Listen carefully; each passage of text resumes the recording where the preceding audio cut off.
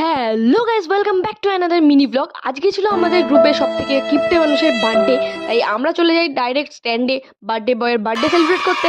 আর ওখানে যাওয়ার পর বার্থডে দিনও বার্থডে বয়কে একটু পেটানোর পরে নতুন বেল্ট দিয়ে আমরা গিফটগুলো দিতে থাকি। আর গিফটটা খুলতে খুলতে ও দেখে দুটো হুডি সেম হয়ে গেছে।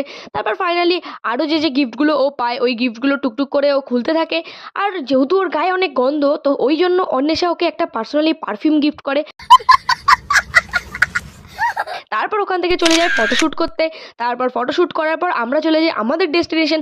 আর এই হচ্ছে চন্দননগরে ক্রিসমাসের আগের দিন রাত্রের ভিউ, কত সুন্দর না লাগছিল। তারপর ফাইনালি বার্থডে বয় আমাদেরকে নিয়ে চলে আসে রেড চিলিতে। আর রেড চিলিতে 2 ঘন্টা অপেক্ষা করার পর ফাইনালি আমরা আমাদের সিট পাই। আর ওখান থেকে কেকটা কেটে নেয় বার্থডে বয়, আমাদেরকে খাওয়াতে থাকে। তারপর ফাইনালি অপেক্ষার অবসান ঘটিয়ে আমাদের খাবার চলে আসে। আর আজকের মতো ব্লগটা এটুকুই। ভালো লাগলে লাইক কমেন্ট সাবস্ক্রাইব করে দিও। বাই।